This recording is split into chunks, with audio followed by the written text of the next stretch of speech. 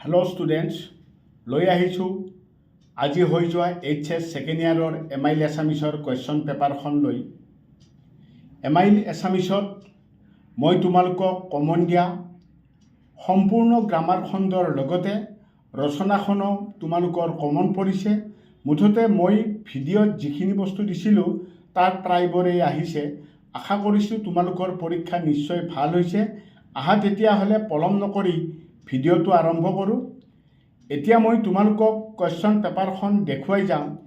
তাৰপিছত ইয়াৰ শ্বৰ্ট কুৱেশ্যনৰ এনচাৰখিনি আৰু গ্ৰামাৰ খণ্ডৰ এনচাৰখিনি মই PDF আকাৰে এটা ছেট বনাই PDF আকাৰে মই ডেছক্ৰিপশ্যনত লিংক এটা দি দিম, তোমালোকে চাই যাব পাৰিবা। ঠিক আছে, আহা তেতিয়াহ'লে আজিৰ পেপাৰখন আমি চাই লওঁ। ঠিক আছে,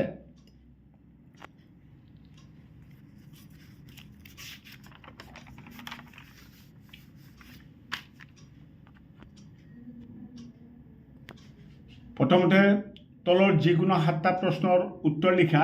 1 মাৰ্কৰ 7টা প্ৰশ্ন দিছে, 7টা লিখিব লাগে। তোমালোকে পেপাৰখন ভালদৰে চাই লোৱা। যিবিলাকে ফাৰ্ষ্ট ইয়াৰত পঢ়ি আছা, তো তোমালোকে ছেকেণ্ড ইয়াৰ পালে লাগিব, যি গতিকে তোমালোকৰ কাৰণে পেপাৰখন বহুত দৰকাৰী হ'ব। তো তাৰপিছত 2 নম্বৰত আছে তলৰ যিকোনো 7টা প্ৰশ্নৰ উত্তৰ লিখা। 2 মাৰ্কৰ 7টা আহে এছামিছত, 1 মাৰ্কৰ 7টা আহে, 2 মাৰ্কৰ 7টা আহে। এইটো চব গল্প খণ্ডৰ পৰা এইখিনি হয়। তাৰে পিছত 3 নম্বৰত চোৱা প্ৰসংগ সংগতি দৰ্শাই ব্যাখ্যা কৰা যিকোনো এচোৱা।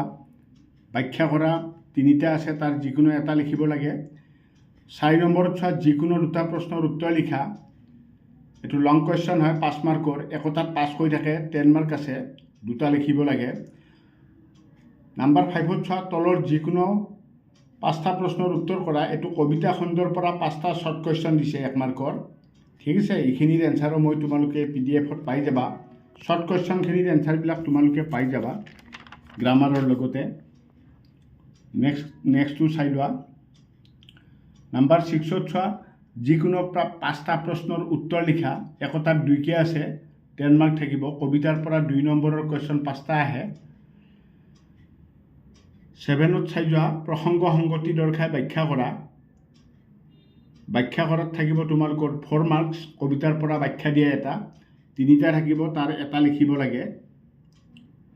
নেক্সট কুৱেশ্যন নাম্বাৰ 8ত চোৱা 2টা প্ৰশ্নৰ উত্তৰ কৰা। একোটাত 3কে আছে, 3 2 গুণ 6 নম্বৰ আছে। এইটো নাম্বাৰ 9ত চোৱা যিকোনো 2টা প্ৰশ্নৰ উত্তৰ লিখা। শ্বৰ্ট কুৱেশ্যন 2টা আছে, 2টা লিখিব লাগে। এইটোও মই তোমালোকক কমন দিছিলোঁ, ইয়াতে থকা 9 নম্বৰলৈ 2টা মই মূল্যবোধ শিক্ষাৰ পৰা দিছিলোঁ।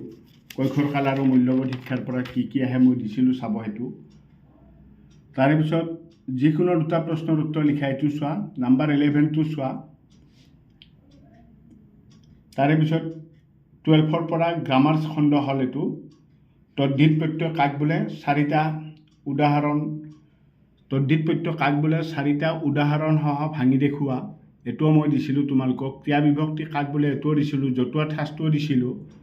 ঠিক আছে, তাৰে পিছত যিকোনো 6টা শব্দত কি প্ৰত্যয় যোগ হৈছে।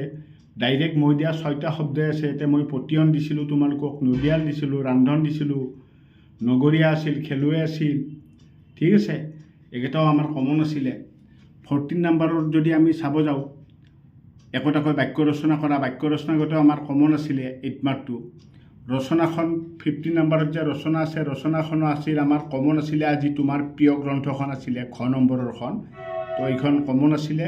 তো এইখনেই আছিল আজি হৈ যোৱা পেপাৰখন। তো আশা কৰিছোঁ তোমালোকৰ নিশ্চয় ভাল হৈছে। আজিলৈ আৰু বিশেষ নাই, ইমানতে সামৰণি মাৰিলোঁ। ধন্যবাদ।